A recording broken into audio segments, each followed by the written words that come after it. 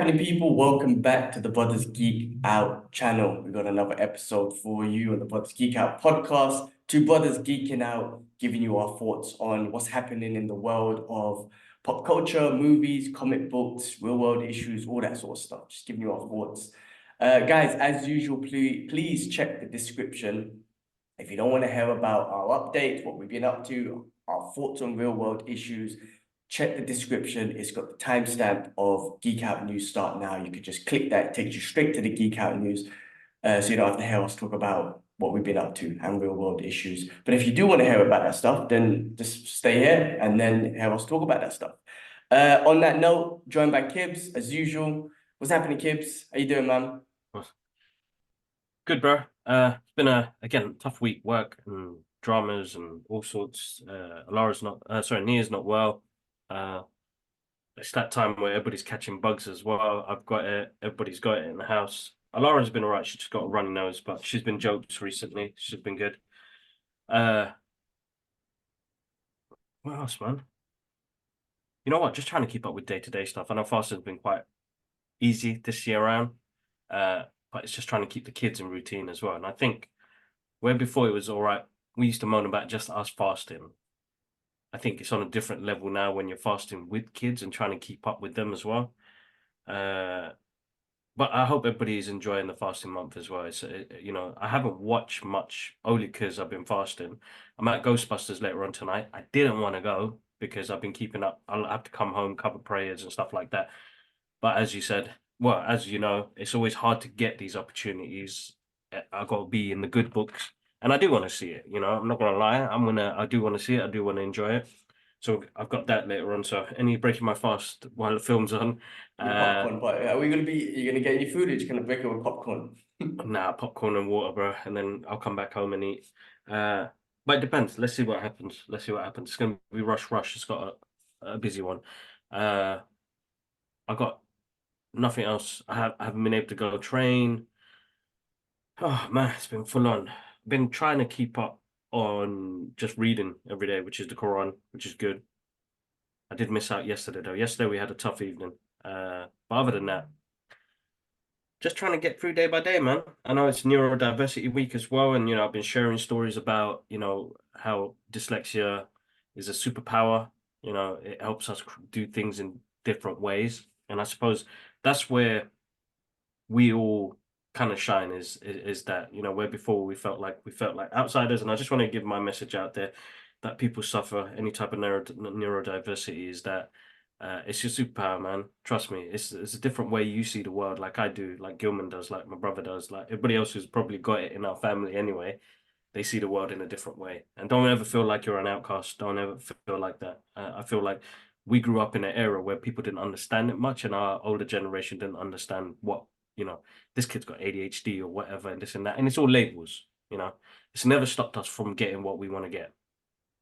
There's always ways of dealing with it and embracing it, I suppose. I was speaking to Sasa yesterday about him passing on those comic books to us. Like they saved my life. I found my way to. I was creative from a young age, but I didn't know how to output it, and comic books help do that. So, and of course, Sasa doing all the drawings as well. But for me to output that, what was that like for me to translate my feelings and how I feel onto a piece of paper, which has now gone on to different levels. So shout out to those guys. You're not alone. You always have a place. I think that's the problem. People put labels on stuff and displace us, which is the wrong thing to do, but it's just the way society and some places work. But we all the same, man. Everybody has something, but it doesn't mean that it's something that's going to bring you down. So yeah, neurodiversity week. I'll be posting stuff all week about how I keep myself organized and how I try and keep on top of things. Don't beat yourself up when you can't get something done. It's the way. Some things can't get done. I've been looking at this damp spot because we've got a hole in the roof near the door in the front, and it's just leaking through. Looks butters. I've been looking at it for 2 weeks now. I've been looking at it. I stare at it like a kingpin and go into a daze. And then she's like, "You gonna do anything?" And I was like, I can't bother, man. It's so high up. I feel like I'm gonna drop up. Like I feel like it's not fair, but it's like so long because I know I need a good couple of hours to concentrate on it. And I think that's when neurodiversity and dyslexia or any type of ADHD or OCD or something that you suffer, it's hard to concentrate on the one thing. We tend to expand into multitasking a lot. So I do a bit of this, do a bit of that, do a bit of this, do not finally finish something. So like that's my issue. I find it hard. I always, what's it, half job? I'm half job. I do something halfway and then leave it. I come back to it a couple of weeks later. So yeah, listen, more stuff to come. Keep an eye on our pages, guys. We're sharing loads of stuff on our pages. Thanks you for the lovely messages. But yeah, let's continue, bro. We got quite a little bit. We've got some real cool stuff to talk about as well We because I do some was reactions. happy, I know it's been a good happy week. guy yesterday. I mean, look, before we get into it, just I wanted to touch on, like, first of all, like, yes, Uncle's been such a big influence. I mean, I'm a massive Punisher fan, and I feel like it comes from him because he was a Punisher fan. Mhm. And he shared comics with me, but I couldn't read. I still can't read. As you guys who watch the podcast know, when it comes to names, I don't even know why I try, but I can't read. It's just facts. And what you mentioned about the multitasking, I was talking about it last week a little bit. My attention span. That's why reading books is very hard. Even reading a full comic is hard to keep my attention fully on it, which is why I read one page at a time. I got Audibles, so I listen to Audibles and whatnot, which helps me a lot with reading books and stuff or listening to books.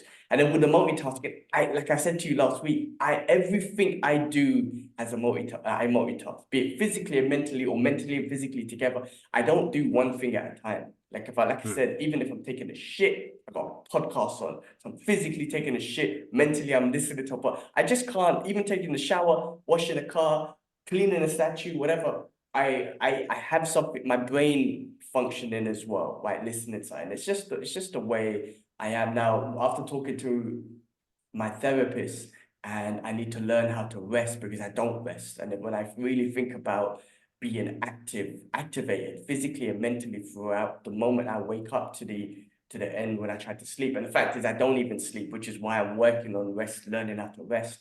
Is because I don't sleep well. And I really looked at my day and I'm like, wow, like minute to minute, I am on the next thing. I'm on the next thing, be it from work.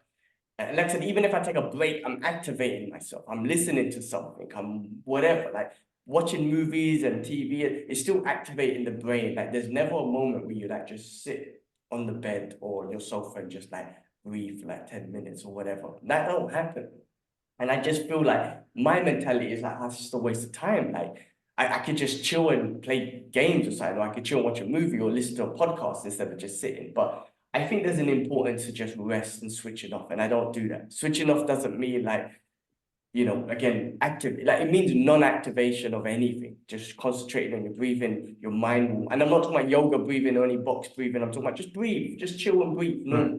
And just try not to activate your brain or thinking of stuff like groceries or whatever. Just chill. So that's me. I'm fully multitask dude, bro. That's me. And that I think this dyslexia thing. Obviously, I've never been officially diagnosed, but the fact that I can't read to this day and spell.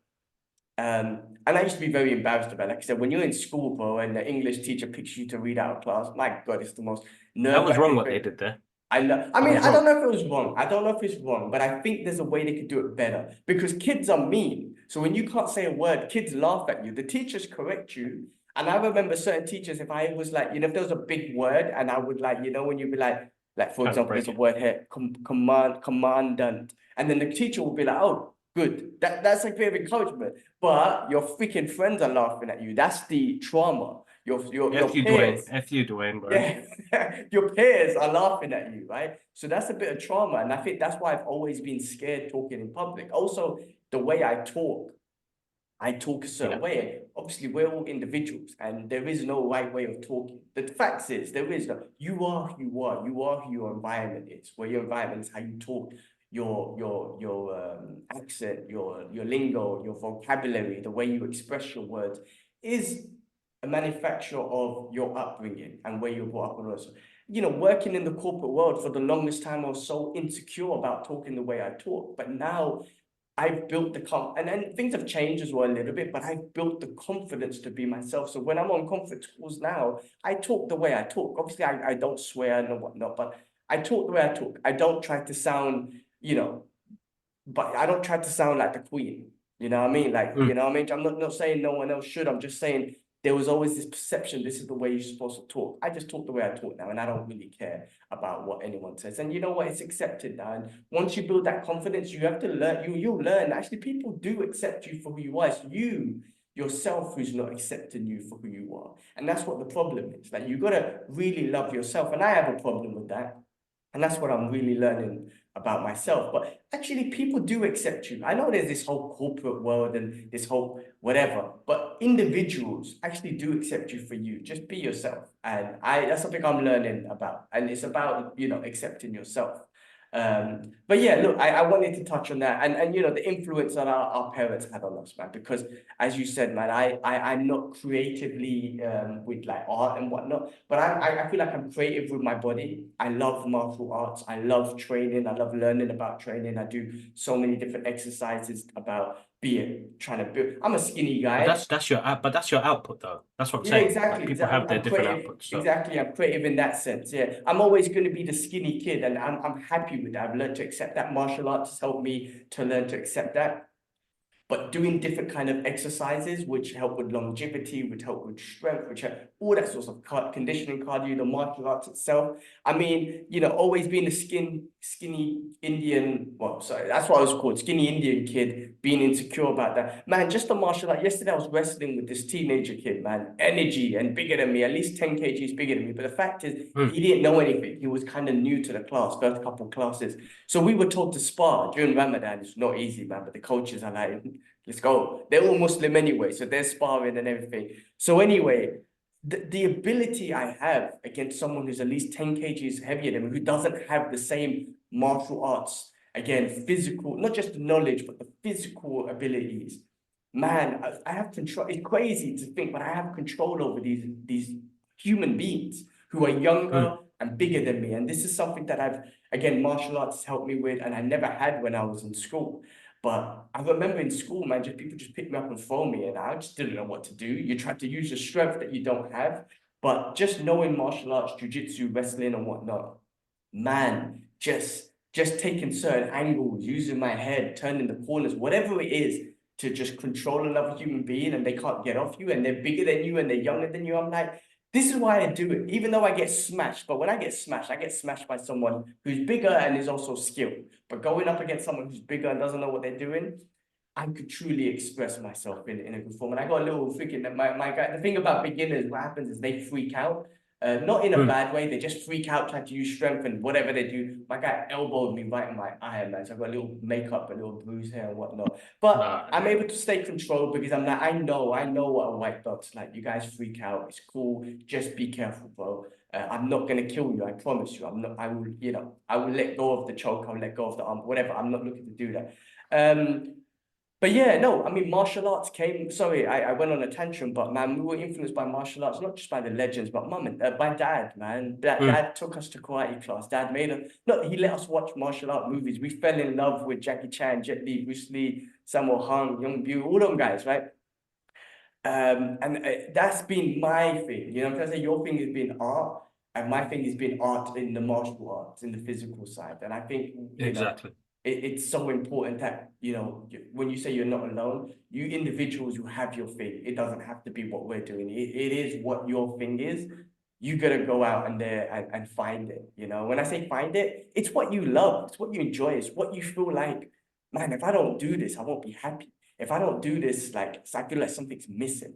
And that's how I am with martial arts. Like, I have slowed down a lot, and I do take more breaks just because of my body, but I will never ever stop. And I know without it, I won't feel happy. So, yeah, guys, just find your thing, and whatever it is, love it, man. If you love doing it, don't care about anyone. Do your thing. Don't be embarrassed by Do it. your thing, yeah, exactly.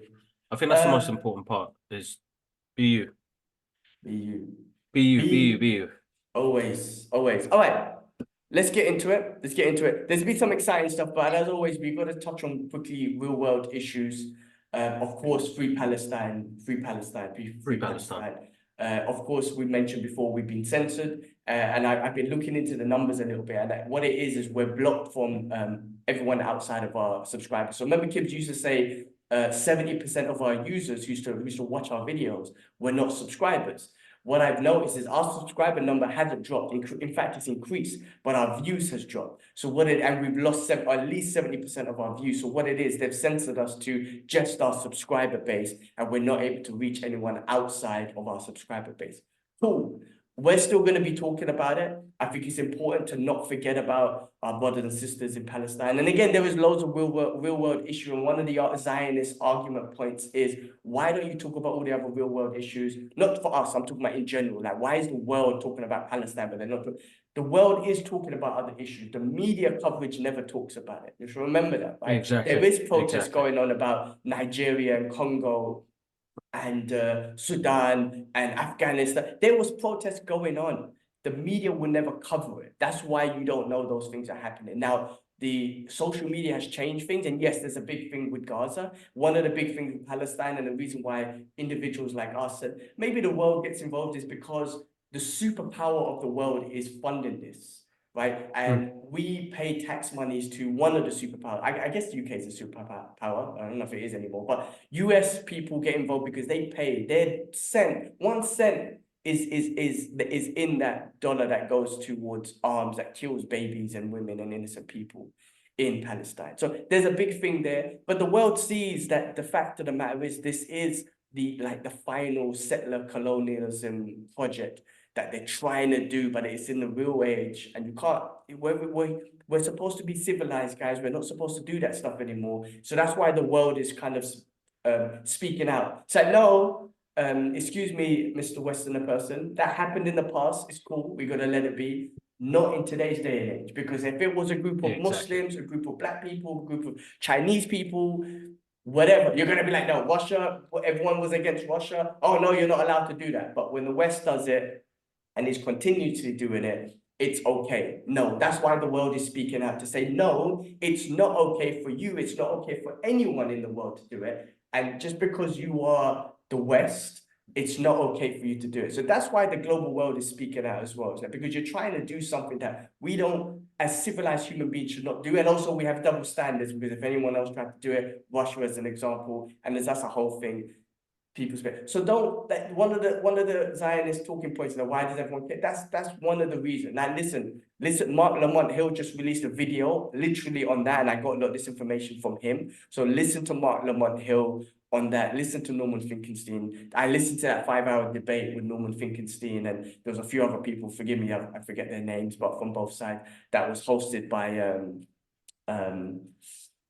why have I forgot his name? I think I saw some of that debate, which was really good, bro. Yeah, really, really good. I literally watched the whole 5 hours, man.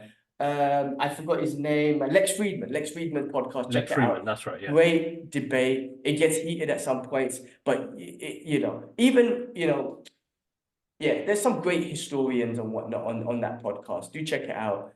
It's heartbreaking still what's going on. The truth is coming out. Some media publications are pushing that the ethnic cleansing is happening, the starvation that is happening to the Palestinian people. Not that they're starving, they are being starved. It's all coming out. I mean, listen, what if anything the fact that it's coming out is one thing. The world is speaking out. Okay, what can happen? I don't know. And that's the fact of the matter is, the thing is, I think the US's fault. When I say it's their fault, so because they're funding it, they're the superpower. They could stop. They can stop everything by saying, we're not funding you no more. Because Canada just stopped funding, sending military to Israel. US can do the same, but they're choosing not. They've left it too late. They've left it too late. Project. 6 months. Yeah, 6 months out. They've left it too late. They all have these amazing words that they say. No action. They're basic, bro. Totally. That's all we can say. They've left it way too long. Left it way too long. Like, to get to that point, they have left it way too late. It's such a shame, because you got this crazy guy. Everybody knows what's happening, and I think that's why the media is swifting over slowly. But like, they've left it way too late, and people will pay for it. And the thing is, now that's against everybody in so-called power. They're not. They're puppets There's more people working in the background. There's always something else. It's a business war. Yeah, they're way too late right now. Way too late. And Whatever they suddenly you go mentioned on. something about business war. This is why, and I listened to that guy, Middle Nation, the guy I talk about who looks like, who sounds like Malcolm X. He mentioned something about the boycotting, and this is how important boycotting is. Like McDonald's, like lost like 7 billion. Starbucks has lost a couple of billion. And what his perspective is like, what you're trying to show is when you're boycotting, and that's what we could do is like, not just this war, but that government who's causing this war and those terrorists who are causing this war, they're bad for business. Then you're letting all the corporations around the world know that they're bad for business. Now, do we want to support them? Do you understand what I'm saying? Like, if you want to support them, all right, support them. But you're going to be boycotted and you're going to lose big business. Now, they're bad for business. This war and killing and genocide of the Palestinian people is bad for business. Do you want that to carry on? And that's an important thing, man, because the world runs on money and business, right? Oh yeah, of course. So if we as the people boycott these companies as much as possible, let them lose as much business, we're showing them, this is where we can stand up, we're showing them that this is bad for your business. So if you want this to stop, you put a stand, you stop supporting them, you stop supporting the genocide. So I like that perspective because some people don't believe in the boycott or whatnot.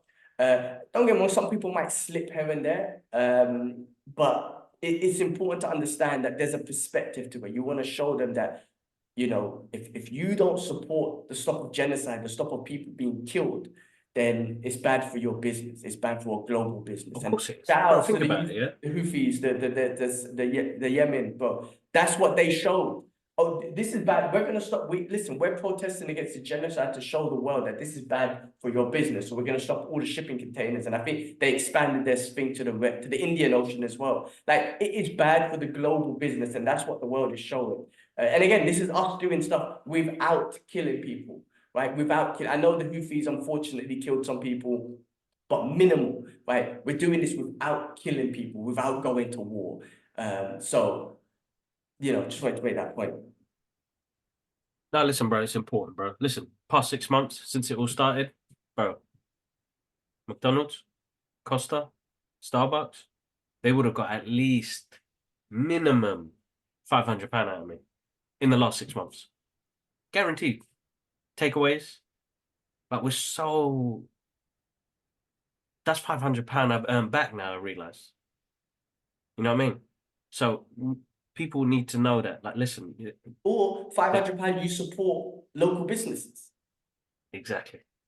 100%. 100%. And that's what we've been doing. We've been shopping at the local Turkish store. Stuff like that. Like little things like that make a massive difference, man. You know what I mean? And that will become the norm after. And I think people are starting to see that a little bit more. And I'm glad because, like, you know, some people tried to out me the other day because of my thoughts and what I believe in. And people keep saying, you know, we a terrorist state and all the rest of it. I don't know where your guys' minds are at.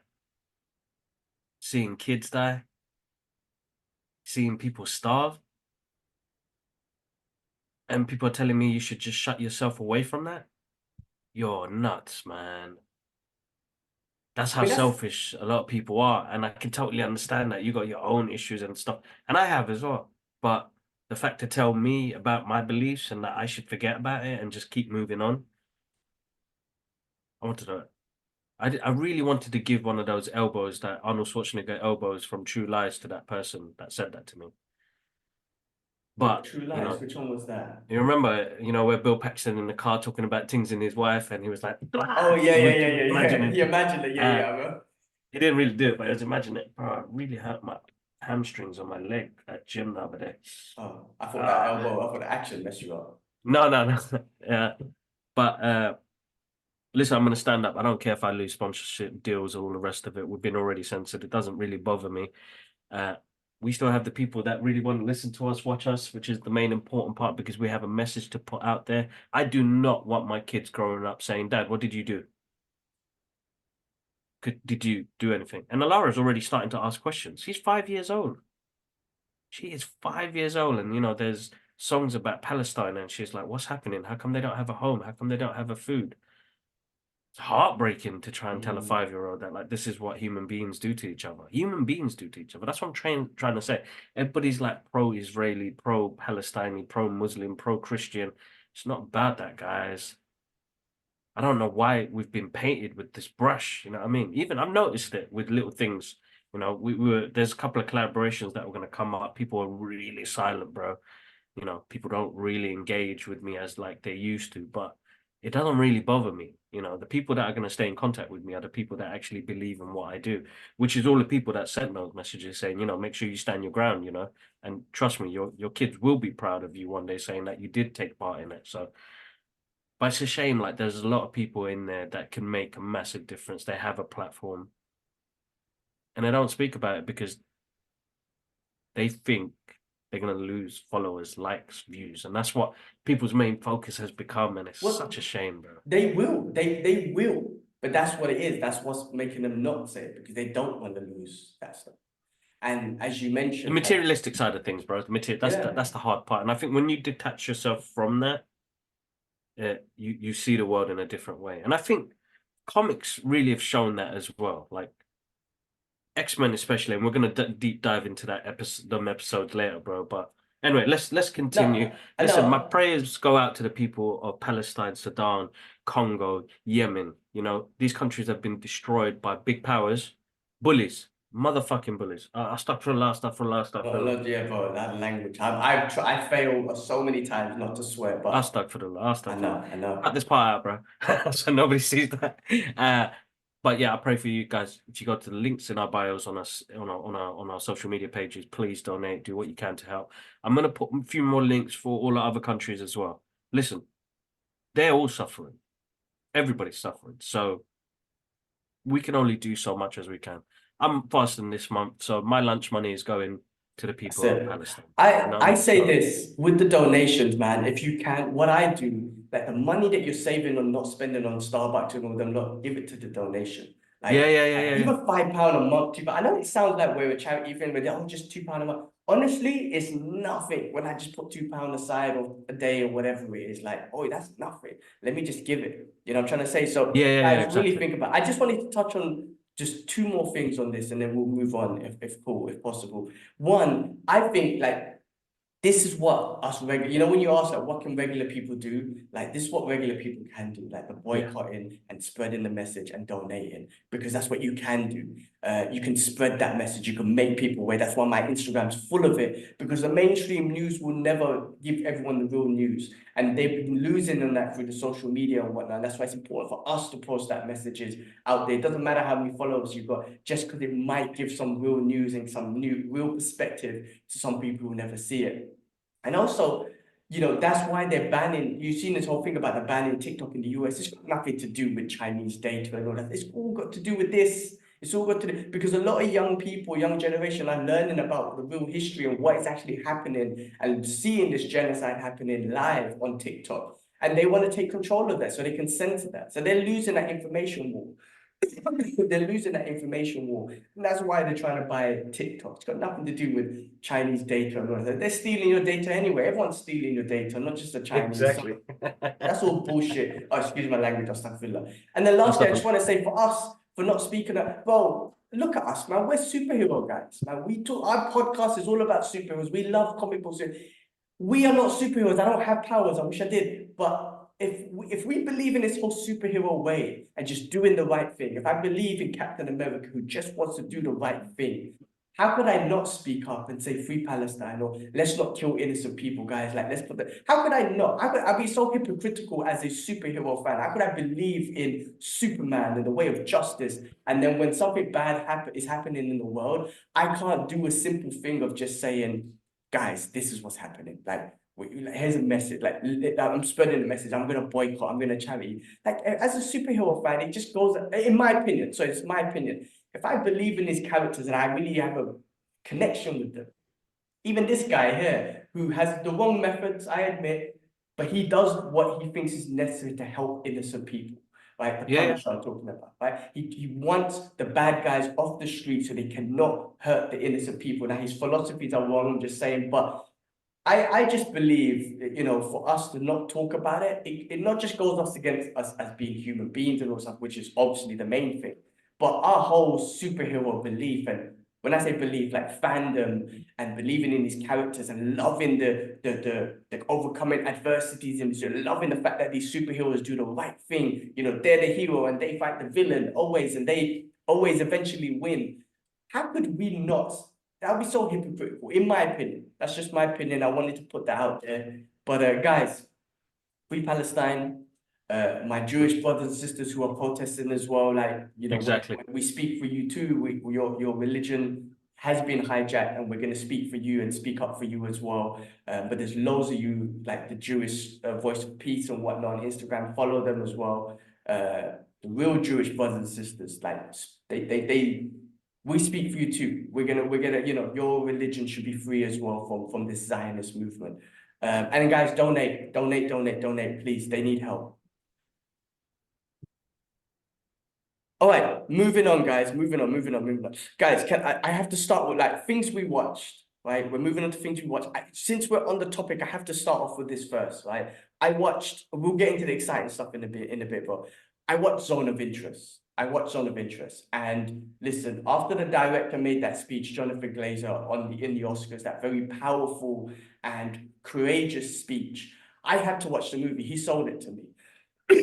And bro, what he said and what this movie represents, the dehumanization of people, oh my God, he represents it so well in this movie. And I could see one, why he made this movie, and two, he had to make the speech, and why people think of Gaza. Because if you watch it, bro, and listen, guys, I'm being honest, this movie is very, very boring. And I tell you why it's boring.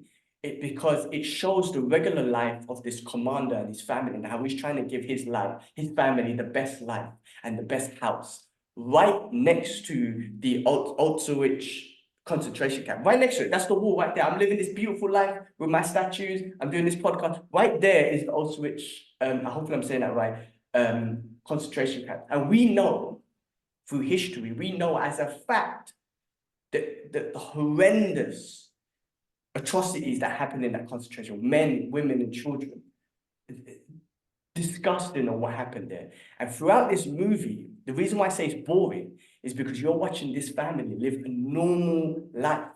I'm talking about a scene where they go into bed. And you know, when you go to bed, you check all the doors are locked, you make sure all the lights are off. Simple things like that. This is how these people are living. And this is what he's trying to express through this movie, that the dehumanization of human beings is so, as a cancer in your brain, that you can live your life like that. The windows are open sometimes and they hear screams and they're like, oh, just close the window, it's okay. Fires are going off, gunshots, people are screaming, I'll just close the window, it's okay. The kids are having fun in their pool. And when I mean the wall is there, boys, it's your back garden, literally, it's your wall there.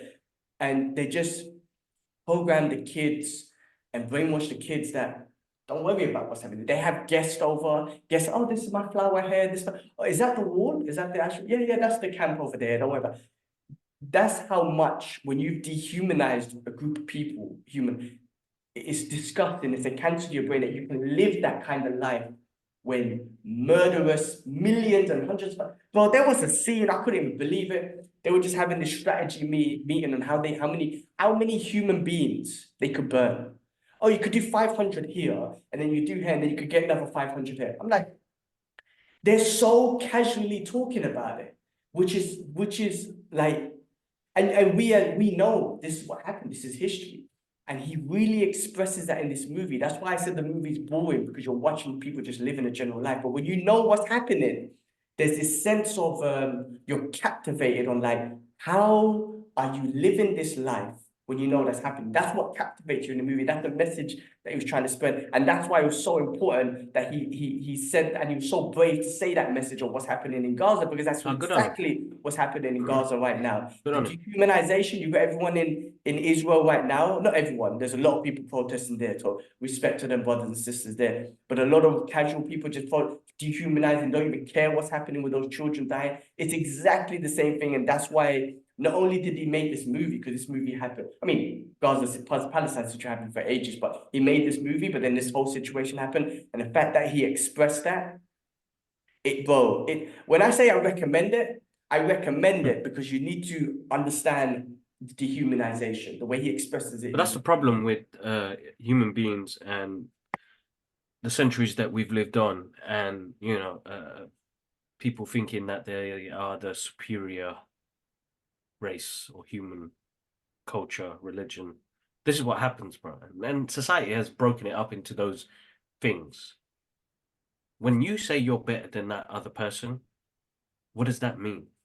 Well, I'm better than him in this. I'm better than him in that. We are this superior. You know what I mean? That's how fucked up. Stuff for last. How brainwashed society and human beings are, and how easily we could be influenced into a different direction. But I suppose that Islamic religion teaches you how to find your deen and your iman in being yourself as well. So you're not meant, you're supposed to invite your neighbors. Doesn't matter where they're from or what they are or what they believe. We're here to spread the message, man. I think people lose that along the way. They genuinely lose that. We've been with even the way we grew up, bro. Reason why we felt out of place is because all we knew about was their history, what they went through. And it makes me a little bit upset that, yeah, we'll get a month or a day or, Bangladeshi this, Independence Day, blah, blah, blah. I wish we were taught all history. And I know you have to take that out of context. We're in somebody else's country. Our parents are the immigrants. So we're going to have to learn their ways. But I genuinely wish I took, like, now I will look into it. Now I'll watch videos on our country. Now I'll do things like that. But just, on a larger scale, you got a multicultural class here. There's probably two that's probably the originals. But the rest of us, we're from a different part of something where we don't fit into. And I think that's what they do, is displace us in that sort of way, bro. It's so weird that, like, as I get older, I understand it a bit more and how much they put us out of place and how they're still doing it now, bro. They're still doing it now, even with a guy who is a brown face in Parliament. He's a puppet. He is a puppet. They got you up on there, so you basically, his legacy will be, you're a muppet. You messed up in COVID. You're a muppet. You supported this genocide. You're a muppet. You can't even keep control of what's going on right now. And your cabinet members are racist and all sorts of that. And they're saying, oh, we're the first diverse, looking cabinet members, but they're a bunch of puppets up on there, to be honest. In the background, there's something else happening. That's your legacy. So when you die, that's what people are going to remember you by. Such a shame, bro. And that's what people keep forgetting. Like, you could leave something else so much better for the next generation. And it doesn't have to be money, and it doesn't have to be, you caused this and this and that. We just need to spread a bit more love into humanity. And that changes a lot of things, man. But yeah. Us regular people, listen, I'll check it out. Us regular people are the ones who like, we are connected through social media and new technology and whatnot. We do want to get to know each other. There's so much, us regular people, that's what I'm saying, are the people who are the heroes. But unfortunately, and it's just the way it works, the people in charge are the ones who try to segregate us, who want us to dehumanize people. Like I say, man, the way this movie expresses it, I mean, this word is bad, but it's amazing how he expresses it. But because the history is like, it's horrible. It is horrible. And that's why when he spoke out, all those Zionists, I'm not calling them Jewish because they're not, they're hijacking the religion. All them Zionists were like, oh, this guy, and they're cussing him and they're saying this and that. They were upset that there were not even any Jews in the whole movie. That was the point of the movie. But listen, if he didn't say that speech, they would have loved it. The fact that he said that speech, they were like, oh, he's not even Jewish, he's a disgrace. Listen, he's a real Jewish brother, sister. He's a real Jewish brother. He probably, I don't know how much he follows his faith, but the fact that he probably follows his faith more than any of you Zionists who tried to claim the religion, because he knows human life means more. It means so much, right? So, but there was no Jewish people in the movie. They didn't need to be, because the whole point was about what happens when you dehumanize a bunch of people, and that's what the world does. Oh, we don't care about those Palestinians. That's why you just live your life and everything's cool. You can, you know what I mean? Like, I don't even want to know the Palestinians. They're not, and that's why all that fake news came out in the beginning of October 7th. Now, October 7th happened, and it was horrible. It's horrible. I wish it didn't have to happen that way. But the beheading of babies, which could set people on fire, the rapes, lies. I think there was some cases of rape or something, but the mass thing of it was lies. The babies dying, putting babies in oven, all lies. It's all been debunked. Again, Mandi, man, why did I say I forgot his Monday, name? bro. Yeah, Monday, bro. That dude, he has a whole thing on his new site called debunking of the lies. Anyway, the movie is about the guys. We as regular people will never dehumanize anyone. That's a fact. People in charge, man, the people who you listen to, those are the ones that want you to dehumanize people. Which is why these things happen, man. So great listen. When I say great movie, I'm just a great expression of what happens when you humanize a group of people. That's what it is. Exactly. It's tough. Guys, check it out. Zone of Interest, like I said, check it out. But we'll get into some fun stuff in a bit. I know you want to get into it. I watched another one called Poor Things. Also won an Oscar for Best Actress. What's her name? Emma Thompson. Emma Stone. Stone, sorry. Yeah, Emma Stone. I mean, directed by Yorgos Lanthimos. I can't say his name. Mark Ruffalo's in it. William Dafoe's in it. Bro, I had no idea. Do you know what this movie's about before I talk about it? Nope. Bro, Like okay, Frankenstein. good. Okay, you knew that at least. I had no idea what this movie was about, right? This was a new adaptation of Frankenstein, right? Okay. The way I see it, right? Frankenstein that we know was a guy playing God, a scientist, Dr. Frankenstein playing God, putting together a monster from all different, human parts, and this monster belonging in this world, right? Being accepted and whatnot, and kind of in that sense. This is like the same thing, but instead of a monster, we're talking about a beautiful girl and how this beautiful girl is now accepted in this world. Frankenstein was never accepted. He was a monster. This beautiful girl, because of the beauty of her outlook, is accepted in this world. Now, bro, I should not have watched this movie during Ramadan, to be honest, because there's so much Badusi in this movie. Emma Stone went all out and she got that Oscar, man. She went all out with this movie and she got that Oscar. Listen, she was brilliant. Forget the Badusi and whatnot, guys. And again, watch it after Ramadan. Or if you don't care about it, just watch it. She was awesome. She was like, yeah. I don't know if I don't want to spoil it, but basically, Frankenstein, just think of like, without spoiling it, just she's growing as a human, put it that way, mentally. So as you see that journey of her growing from a baby to an adult mentally, but in a beautiful physical form, you're seeing how she's being accepted because of her physical form, and people not really acknowledging the mental form. She was brilliant. She was brilliant in this movie. She was really, really good. So well done to her. Congratulations, you deserve that Oscar. Mark Ruffalo was awesome in this. Seeing him in a different light was hilarious. Listen, I have to put it out there, guys. It's haram. I shouldn't have watched it in this movie in Ramadan. You got to see Mark Ruffalo's ass. I don't know why. Listen, you see a lot of Emma Stone too. Haram. A lot of folding, a lot of covering the eyes during this time period. Mark Ruffalo, he put his ass out there too. A lot of Badusi in this movie, guys. William Dafoe was amazing in this movie as well. I know I should have watched it. Listen, I had no idea what I was watching. I really didn't know that the movie was going to be like this before I watched it. So it was a mistake watching it during Ramadan. And yes, I know, why don't you just turn it off? No excuses there, to be honest with you. William Dafoe was absolutely amazing in this. Listen, he not to be in a bad way, but he's got a very unique facial structure. And for him to be this mad scientist in this one, his facial structure was, they changed his facial structure, but it complemented him well, if that makes sense. I don't know how to pull it. And listen, a great story, I think, of like I say, of acceptance based on outlook.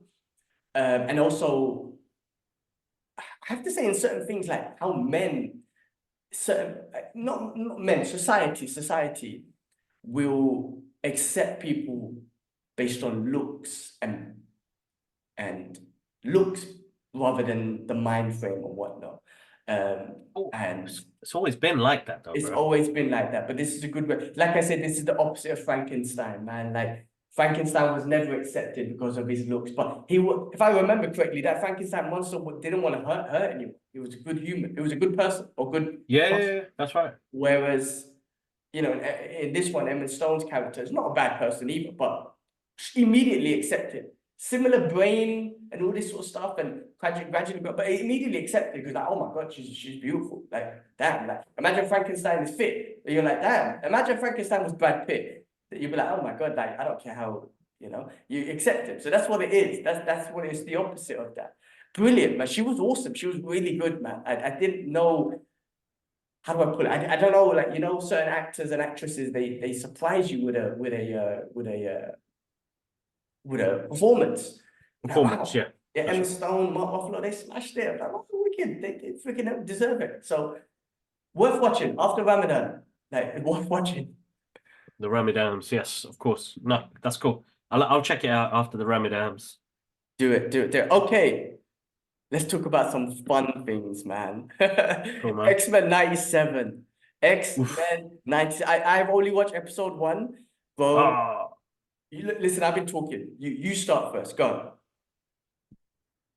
all right, listen, man, I had an awesome day yesterday watching those 2 episodes. So I split it up during the day, but I watched the first one with Nia and the second one later on in the evening after I broke my fast. But bloody hell, that first episode, You can spoil the first I would episode. Spoiler alert for the first episode only. spoiler alerts, man. They went in with the greatest intro ever, which was so good because they didn't even give us a little sneak peek. Did pow? That's it. Goosebumps. I'm Yeah. getting goosebumps thinking about it. Yeah, bro. They threw us like they didn't give us like a what did they say? You know when they give you an interlude about Yeah. the previous, they Prequel. just went in soundtrack, pow. You like animation is clean. The X-Men are suffering the loss of Professor Xavier, uh, and they all had depth in that first episode, bro. Like, did you notice that? Like, you suddenly was like, and people say it's probably nostalgia or something, but we already know these characters. But this episode just hit deep, bro. Like you felt each of their stresses and the pain they're going through, and you know, Magneto coming back, Last Will and Testament. I'm like, you're like, what? Like this, it's just insane how good it was, bro. Like the action scenes were sick, bro. That scene with Master Mode, I was like, I wasn't expecting that to be in the first episode, bro. And I'm starting to see Cyclops, and as he was in the original X-Men, but he's stepping up. He stepped up his game in this one. You know, leadership and how to work things out. Gambit his jokes with his crop top. Uh, we got Rogue back. Storm. Storm is awesome, bro. She looks awesome. Like the animation style. Like they made it look so much more epic. Like on a grand scale. Now you got Morph and Bishop in the intro as well, which is absolutely amazing. Listen, bro, they came back with a bang, bro. They threw us right back from that last episode back in 1997 to now. You know what I mean? Like you're talking about 33 years ago, bro. How old is you 33 years ago, bro? Well, I'm 39, man. So we're talking about 6 years old. Oh my God. That was so long ago. 6 years old I was. No, you said 97. That No, can't no, be no, no, no, 33. no, no, no, No, I was 97. 11. I was Yeah, yeah. 97, 85, 86, 87. I was 12, man. We're talking about 33 years ago. You got me. So it can't be 33 years ago, man. No, so 1992 it started. Oh, 92. Yeah. Then I was 6 years. I was 7 years old. God damn. That's what I'm saying, bro. I was 11. Bloody hell. Yeah, bro, I was 11. can I say there's 3 scenes specifically that gave me goosebumps, and I'm getting goosebumps now thinking about it. First of all, the intro. I was so happy. The smile on my face right now was on my face the whole episode, right? Yeah. So that intro gave me goosebumps, and the new scenes in that intro gave me goosebumps with Bishop and whatnot. Bro, Cyclops. Bro, Cyclops was amazing. You know when the plane blew up and the way he landed?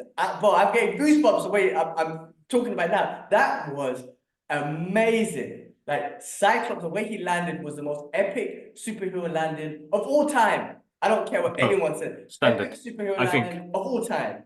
I don't care. Beats everything, right?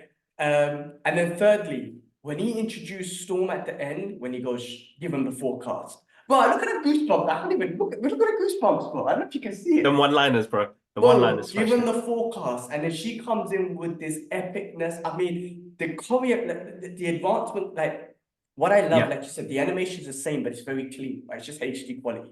But that's the right. advancement of and what possibly is allowed, I guess, in action these days in cartoons, not that it's violent or whatnot, but the choreographing, the imagination of choreographing has changed completely.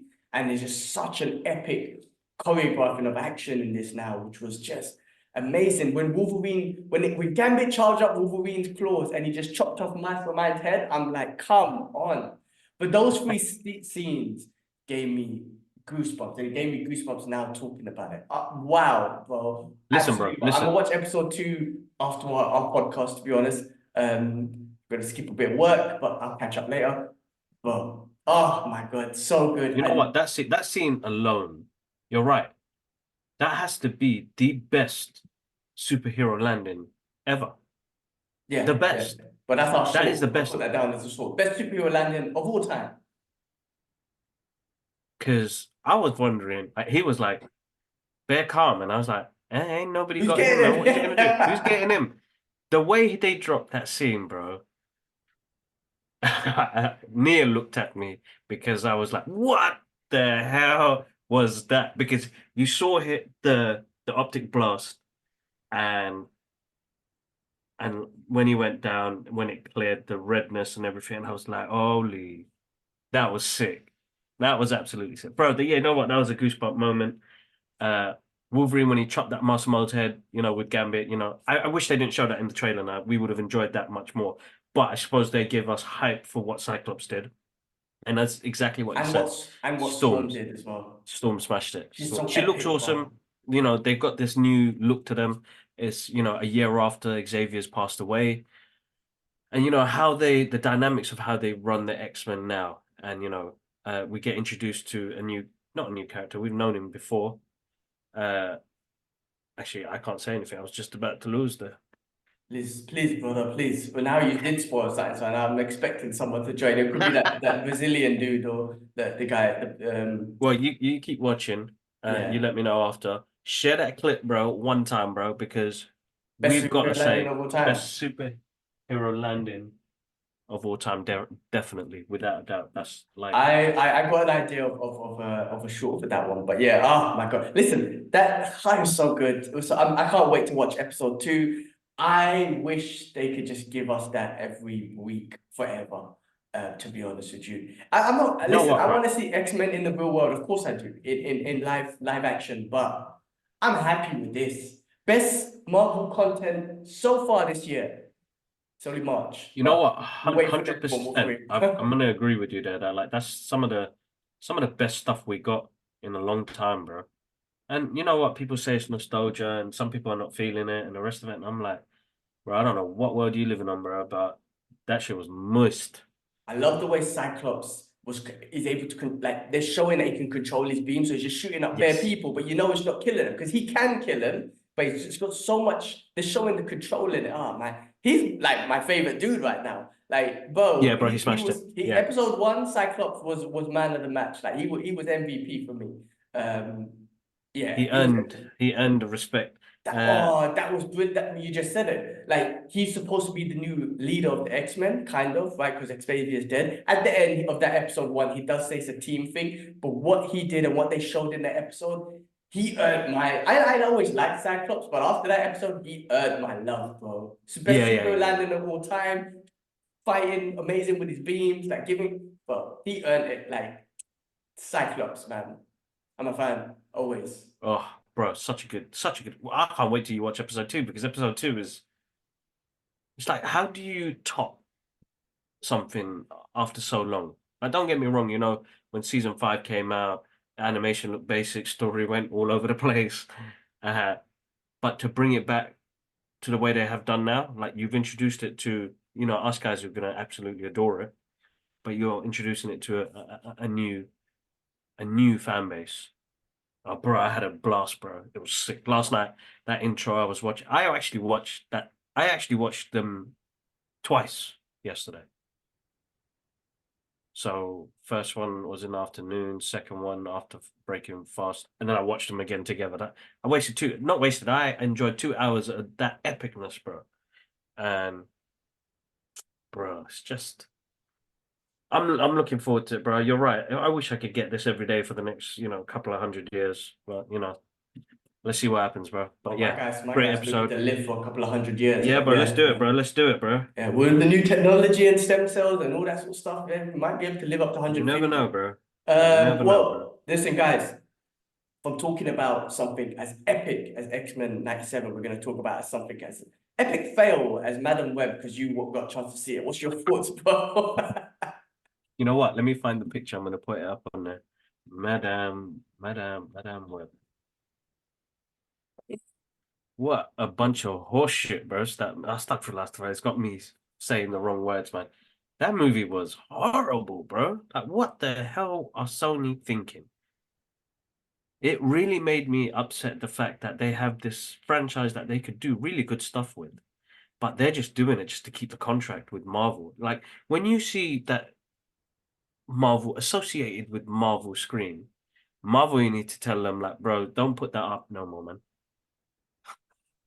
Don't put that. This is a script from another movie, and then just added some Spider-Man elements to it. Bro, so bad. So bad. Acting is bad. Scene cuts. You know what? You could see the budget though. Special effects was bad. There was a scene, when she's in the web thing, and that last scene,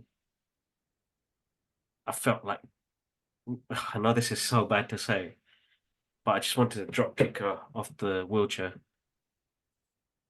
Any fake ass Professor X, bro, that was so bad.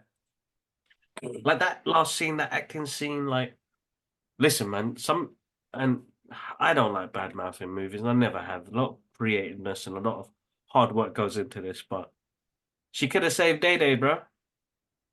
She could have saved Day Day. Who the hell was Day She Day again? hesitated, man. Day Day from Friday, bro. Next Friday. Day Day was the main chief of the fire brigade, ambulance Oh, service. yeah. Who got hit by the car? Yeah, Day Day, yeah. Day Day got it, man. Day Day. Oh man, Yeah. sack of sack of Yeah. sack of potatoes, bro. I think like I've been watching loads or hearing loads of things like the actor. Now they're saying it because it was a flop. They're like, they were not interested in it. We weren't interested in it. But if that was the fact, you got a whole bunch of people who are not interested in it, who don't like the characters, and then why make it? Why do this movie? I mean, Paycheck, listen, bro. Paycheck. Sony were like, I listen, paid we need to get cinema. this. I would say, listen, I supported it because comic book movie. I supported it, bro. I gave it a chance. Sorry, I'm sorry. I couldn't do that. It was I bad. have to be valuable with my time. But listen, bro. You know what? I'm not gonna lie. The first couple of 10 minutes, I was interested, because you saw them guys with like the spider kind of weird suits and stuff and helping out and the rest of it, and then suddenly I was like, what the F has this movie turned into? Basically, this movie had 3 different scripts in it from different movies, and they've just mixed and merged it and made it into the movie we got. Horrible, horrible. Sony. Oh man, I don't even know what to say, bro. It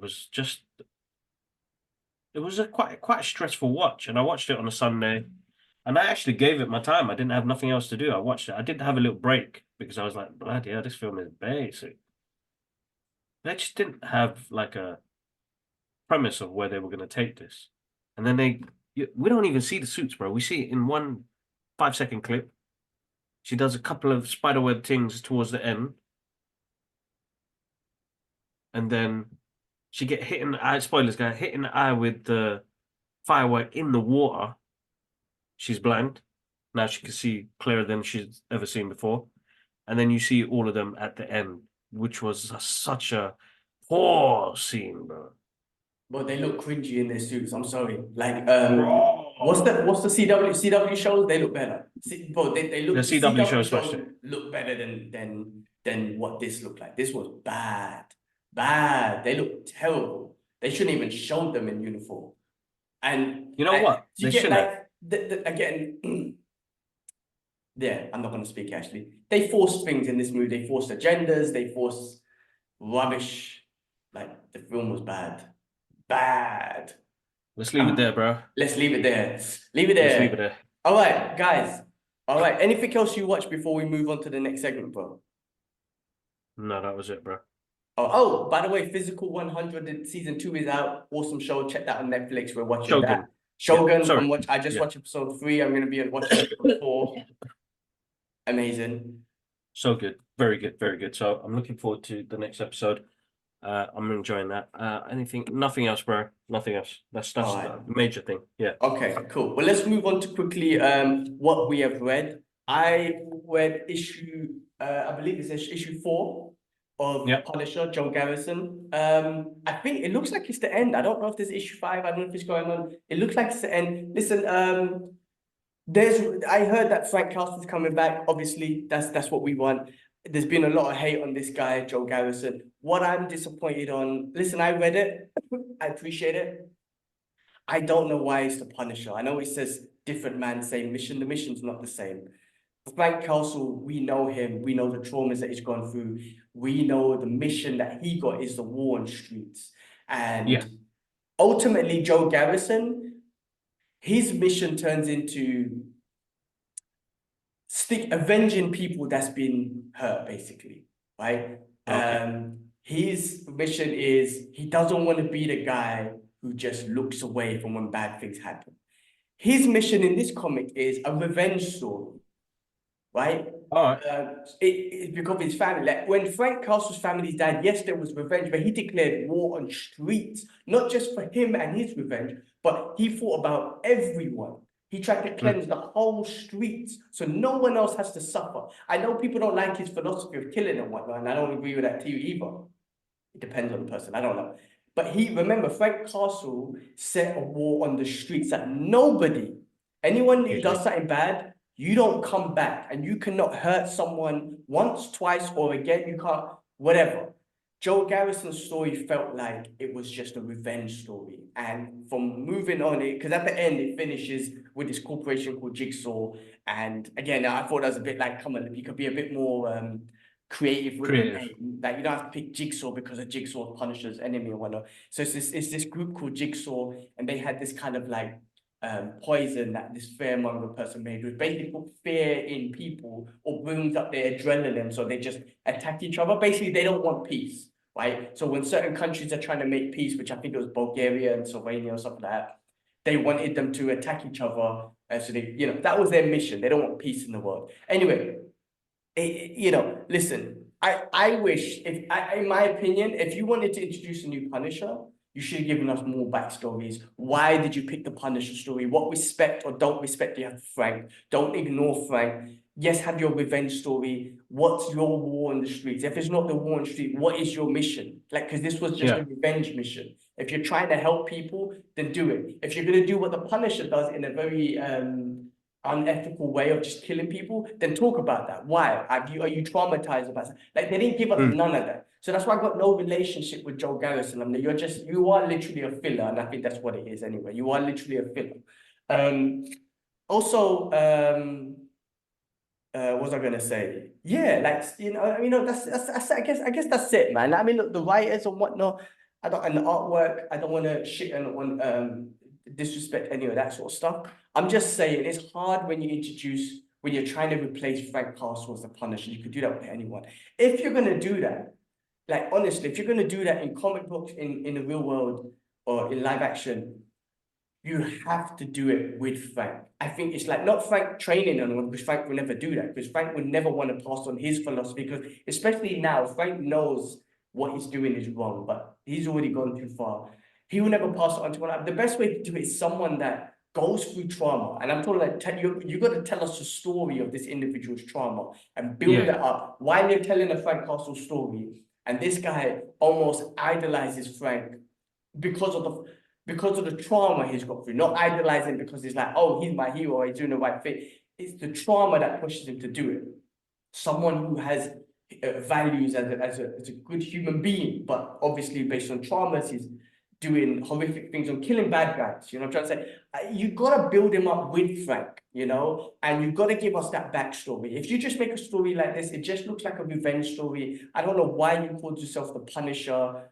Don't make no sense. Yeah. But I don't know. I don't know if this is carrying on because it looks like it ended with him just finishing off the mission and driving off and just saying the mission of like, I'm going to avenge people that need to be avenged and blah, blah, blah. Listen, you can bring Frank Castle back in the next episode or next issues to be like, all right, Joe, like, goodbye. I'll take over again.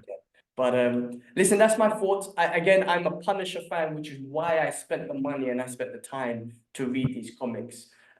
Even with Joe Garrison and people were hating on him in the flops, and when I had to be the judge of that, I'm not saying it's I'm not going to show on it. I'm just going to say I want Frank back for sure. But if they bring back more Joe Garrison, I'll read him. But it's hard. You can't deviate away from Frank without a good backstory of someone. So that's just my thoughts No, of course, bro. on this series of the Punisher. So anyway. Moving on. Did you read anything? Anything else you've read? Just the Quran, bro. Sorry, I shouldn't say that. The Quran. I'm reading that on a daily basis. So I'll get back to reading again once we kind of slot in some more time. There is something I've got here that I wanted to go through. It's called Firepower, which is written by. Where's it gone? Created by Kirkman, is the writer of Invincible. So, and it's about this guy who learns martial arts in this Buddhist temple, and then, you know, just trying to find his way. I read the first couple of pages when I got it, but I want to read the rest of it. So hopefully I'll start on that. But other than that, nothing much, brother. All right, cool. Well, let's move on, and we'll finish up quickly. So we've got some Star Wars news. The Acolyte trailer came out and you reacted it. Guys, check out the trailer reactions on the channel. What did you think? I saw the trailer. It looked pretty good. I mean, when you get a bunch of Jedis and it's obviously the death of all the Jedis, right? And they're being hunted. I think this is going back 100 years before A New Hope. Oh, I see. Okay. So we're going back in time. So I don't know much about it. This is going to be new to us. Let's see how it goes. The trailer looks awesome. I need more information though. I do need to read up on it a little bit. I think that's but I know my Star Wars fans are all loving it, bro. Yeah, awesome. Well, that's cool. The other Star Wars news I had was Rogue Squadron is now back on track according to the Wonder Woman director. So I think that was a movie that they were supposed to make, so that's back on track. All right, cool. That was the Star Wars news I had. That was some Star Wars stuff. So guys, check out the trailer reactions on the channel. Let's move on to other movie news. I should have mentioned this earlier in regards to trailers that came out. We done the Aliens for Romulus reaction. Check it out. That trailer looks pretty good. Maybe it's a teaser, you know. Let's see what they do. I think if they can bring the element back, I didn't speak about it much on the trailer reaction, but if they can bring the element back of horror movie, then you know. It looked like it though, didn't it? Yeah, it did. It did. Had that feel. It came to me after I watched it, and I didn't speak about it on the reaction. But let's see. This is the first one under the Disney umbrella. Let's see how they redo it. The other trailers was City Hunter. Done the reaction for that one. I know him from the Jackie Chan movie. Someone commented and gave a good history on that. Shout outs to you. It's an anime. It's based on a manga comic book. I know the anime, or I don't know the anime. I know it comes from an anime, but there was other adaptations that this individual was telling me. I was like, Stripes, thank you for giving that history. Of that. But yeah, it looks good, looks fun. What other trailers came out, bro? That was it, right? Oh, Furiosa. Yes, Furiosa came out as well. Another trailer. Which was really good. I'm looking forward to that. That looks awesome, bro. I mean, Mad Max is one. Mad Max Fury Road is probably one of my favorite films in the past 20 years. It is just an absolute awesome movie. It's a chase movie, and you put me in that chase. I'm looking forward to the next chase, bro. Exactly. Some great trailers came out, man. So guys, check out, keep an eye out the channels, Facebook, Instagram, YouTube, all the other ones there. The reactions are there. Take a look. All right, other movie news stuff. This is a good one. Dr. Dre was honored with the star on Hollywood Fame of Walk of Fame, sorry. So Yep. legend, Awesome. legend in the hip hop game, NWA, just legendary producer, just done tracks with the who's who of hip hop. Exactly. Really goes down as a legend of hip hop. So shout outs to him. Love Dr. Dre. All right, we got our new Bond, apparently. Aaron Taylor Johnson. It's not confirmed. Not confirmed, okay. It's just a rumor, not a rumor. He's been offered the role. We don't know if he's taken it yet. Okay. What do you think of him as Bond? Bro, he's a very versatile actor. I think he can play it well. I've seen his catalogue of movies. He's really good at what he does, bro. I mean, Bullet Train, I love the way he is in that as well. But then he's done his horror films, he's done his serious films. We'll always know him as Kick-Ass. Yeah, I was going to say that. But listen, man, he's grown. He looks the part. You know what I mean? He looks the part. So, good on him if he goes for it. I agree. I think they'll do it. With Bond, I don't think there is a look. Because you got the Pierce Brosnan look, then you have the Daniel Craig look, right? You know what I mean? But I would say as an MI5 secret agent, as an MI6 secret agent, that's kind of what he is. I think a badass guy, a badass looking dude. Like, you know what I mean? Like that's what I visualize as a secret agent, MI6 dude. But I think Aaron Johnson and Taylor, what's his name? Aaron Taylor could Johnson, do a great job. I think he'll do a great job. And I think if you just take away what James Bond could possibly look like in regards to should he look aggressive? Should he look suave? He's got all of that. He's got all of that. So he could be all of that. So that's pretty cool. I mean, I like him as an actor. I really do. So if he takes it, I reckon he'll do a great job with that. So all the best, man. I think he'll be awesome. Definitely. Definitely. So all right. Finishing off real quick, Scarlett Johansson to take over the Jurassic Park franchise, apparently. So I don't know. But yeah, I don't know how much more you're going to do with Jurassic Park, but okay. J.K. Simmons says he would never play Omni-Man in a live-action Invincible, and I think he's just being humble. He said something about Omni-Man should not be a 60-year-old man. No, I think someone younger should play the part, and I think he's just being humble. He's the great voice of the animation. If they was to do a live-action, that's the question. And if they was, then pick a younger man, and as J.K. Simmons just being humble with himself, even though he's hench, because he works out great. You see the way he looks, he works out good. So shout outs to him. All right. Any other movie news I might have missed that you might have thought? I was gonna move on. Here's me checking our page for any recent updates.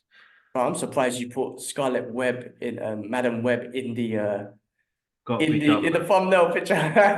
I would have said, you know what? Let's waste people's terms. I know if you know what, if I can make a recommendation, if you could put Zone of Interest instead, I think if I can make a recommendation. I think we get the click from Madam Webb, bro. We'll get a click, yeah? Doing it for the clicks. All right. Well, all right, moving on real quick. Quick update for video games. Not that I follow it as much as Ash and whatnot, but bro, this Marvel 1943 Rise of Hydra. Sick. Bro, that looks amazing, bro. Really good, bro. Really. I'm actually surprised on how good it is. Bro, I might get this game. I had no idea that they were making this, but when I saw the trailer and the graphics, I was like, I'm in. I'm sold. I wonder how the gameplay is going to be, but bro, check. I'm going to tell Ash to do a review, a trailer reaction, actually. He should do, because that one's actually really good, bro. Bloody hell, it looked good. I'm going to tell Ash to do a trailer reaction, so check that game out. All right, guys, finishing off. Favorite part of the segment, I have to say, of the show. Retro movie reviews, and this week we're going to review The Crow 1994, Brandon Lee, directed by Alex Proyas. Now, I watched this in respect. I watched this because trailer of the new Crow came out last week. So I was like, out of respect, I'm going to watch the original. Because people are shitting all over the new one and whatnot. I had my thoughts as well. But I wanted to watch the original one just to get a reminder. Bro, That movie is awesome. Bro, if you watch it again, but it's so good as a comic book movie and as an origin story of a comic book. It's brilliant. Just the visuals, the city, the darkness, constant rain. But there was no origin, there was no backstory. Which this is a perfect, amazing example of a story where you didn't need a backstory. Something horrific happened to this individual and his wife in the beginning. So messed up that you didn't need a backstory of Brandon Lee's character, Eric Draven, of like, oh, I want to know what his background was and how he became. No, something so horrific happened that you're like, man, revenge needs to happen. And then the crow, gives his soul. The soul is obviously interrupted and he can't go into the other world, so it comes back to him. I did not need to know anything about Eric Draven. Yes, they give us little clips. He was a rock star and whatnot. He met this girl. He was in love with her and whatnot. Cool, little snippets. Bro, you didn't have to waste 30 minutes, 45 minutes. This was a perfect example of like, you start the movie with something so horrific, you're just like, I want revenge. And you get that throughout the movie. And the visuals were amazing. The story was great. So I know you're going to jump in. The costume design, sorry, also his acting, I have to say, I think this was supposed to be his breakout movie. Unfortunately, It was. he passed away in this movie in a horrific incident on that scene. And I have to say, that scene at the end, I don't know if Christopher Nolan was influenced by this, but that was 100%, in my opinion, reminiscent of the Joker scene in The Dark Knight. The way all the gangsters are sitting on that table and randomly the Eric Draven Crow walks in and he just says, hello, gentlemen. And he sits on the table, legs crossed, and just looking at all of them. It just reminded me of the Joker coming in, just saying, hello, gentlemen. And it was just, I don't know if Christopher Nolan, it was a tribute. I have no idea if there's any connection or whatever. But my God, it was just so similar. And I'm not going to say Christopher Nolan stole it because Joker and that scene was just amazing in itself. But that was so reminiscent of that. I think it set a sort of premise of that scene. It was amazing, bro. That movie, brilliant. And the way it ended, brilliant. No need for sequels. The soul is rested now. Move on. Now, yes, this movie could be a new soul. I don't know if they do it, if this is called a remake, but maybe it's a new soul because the story is the crow. If there's a soul that's interrupted, then it needs to fix things. So if it's a remake of this new one, then maybe that's a mistake calling it a remake. Maybe it's just like a new soul has been interrupted and you need to show that story. Maybe that could be, so you can separate it. Anyway, what do you think? Do you remember much of the original one? And you were going to say something. I love the original one, bro. It's like one of my favorite films. So this is a remake. They're calling him Eric Draven. The remake that's coming out with Bill Skarsgård, which, bro, the trailer looks still good, bro. And if you listen to people's comments and reading, if you're a fan of it, if you look at the original comic books, he does look like the Bill Skarsgård's character. Only Brandon Lee made that look become canon in the comic books as well. So it's amazing that a film can start off a comic book with changing the looks of how it looks. But he looks more like Bill Skarsgård's character. People always quick to jump on conclusions of, yes, it looks like, and it does, because it's what's been pushed into our face. Anyway, listen, bro. Is that what you meant? What was you going to say? Yeah. So it happens. We're always going to compare. It's the first thing I said when I saw it. I was like, Joker. But then I looked at some of the people's comments and I looked back at some of the comic books and the artwork because I've only seen the artwork that looks like Brendan Lee. So, rest in peace. Probably one of his best it is one of his best performances. Tragic what happened. Insanely tragic, bro. But the film is beautiful, bro. It has this somber tone to it, which is, you don't get that in movies now because they look so clean, so fresh. Like you can see every detail. I'm starting to get away from all of that now because that's why I think I love those movies from the 80s and 90s was the look of it. You can't replicate that. Like in a comic book, when you look at those, I was reading Invincible Iron Man the other day. That's for something I read. And you look at the pages and you're like, you can see the orange in the page because it's from the 1970s. And then you look at another comic book where it's nice and clean and pristine. But then you look at another comic book and you see the yellow tones and the green tones. And you don't get that in movies no more. I think the last movie that represented that was The Matrix, where it had that green tone to it, where now everything's so clean and looks up front. But listen, the story of Eric Draven and what he went through, movies don't, like when I said I was going to jump in, was movies don't just give you some effed up beginning and get you into it now. They seem to need to explain everything to you. And I don't really enjoy that, bro. That's why the Alien Romulus trailer reminded me something of what Ridley Scott did originally with Aliens was, oh my God, like I'm scared. Like that's made me jump. Like I hope we don't need to get all of that Prometheus and flute playing business that Jakub loves. Never gonna let that Excuse flute me. go in it. Never, bro. Angry Android, man. Created Xenon. I don't need to know that, bro. But this is what I'm saying. We didn't need to know about what the Crow. Like if I read the comic books, I think I'd understand it more in the background of. But they gave us the main things that we needed in the film. That it was a tragic soul that can't cross over to the other world because he has unfinished business in this world. It's a great revenge story, bro, and done in such a really cool way. Because remember that scene when he shoots him through the hand, and how pranked that other guy got. Like, you've got these iconic scenes in this film, bro. He looks the part, bro. I've drawn him a couple of times. Uh, Great soundtrack, bro. Like, really put you in the mood, innit? Like, and that line, man, it can't rain all the time. Like, it's probably one of my favorite things. Like, I've been struggling with my mental health for a long time, and speaking with people. Shout outs to Alan who got me that pin that says it can't rain all the time, and it's true. Like we cloud that line. What I take from it is we drown ourselves in rain with all the pressures of life. There are gonna be moments that he had with his wife when he met his wife, those memories that he went through that kept him going. And that's what we forget in our society is that we have some great memories.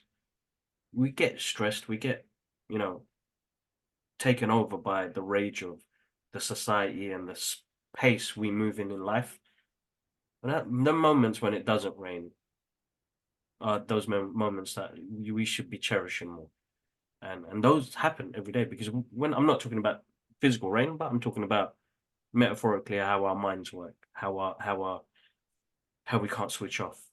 But he had those moments of good memories that was like, there's a reason why I'm doing this and the reason why I keep going. And then, as you said, towards the end, hopefully, he had peace. And there was other Crow movies that came out after, but nothing will beat what that movie represented. So remember, guys, it can't rain all the time. But what a great film, bro! Cult classic, 100% cult classic. It's one of those ones, bro. Yeah. He's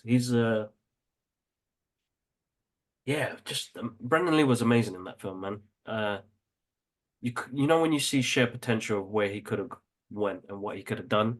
He did his martial art movies, tried to take his dad's thing. This was the first movie where it wasn't that, and And you're this like, this is wow. what I meant when I feel like it was a breakout performance for him because like you could see the emotions that he went through. You could see how he can become the heartless revenge monster he had to in front of the bad guys, but in front of the little girl, in front of the memories that he was getting about his wife or his loved one. Like you could see the emotions in his face. Brendan does an amazing job, bro. Amazing. And you're just kind of like, man, that's Bruce Lee's son.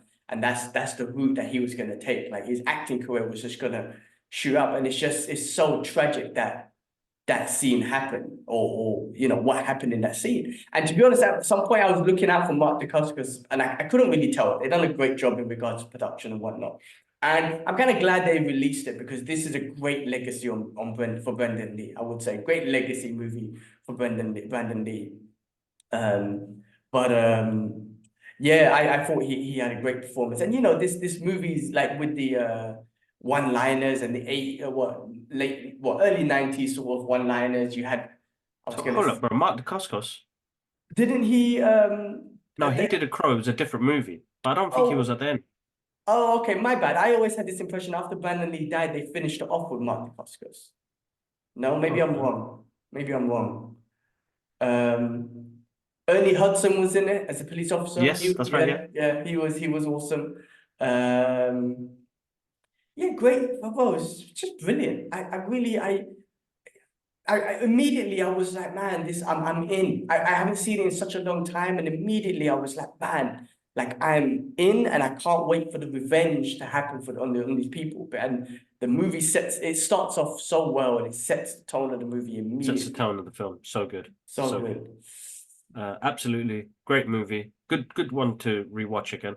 I do watch that, once a year because it has, as I said, it has this somber tone to the film.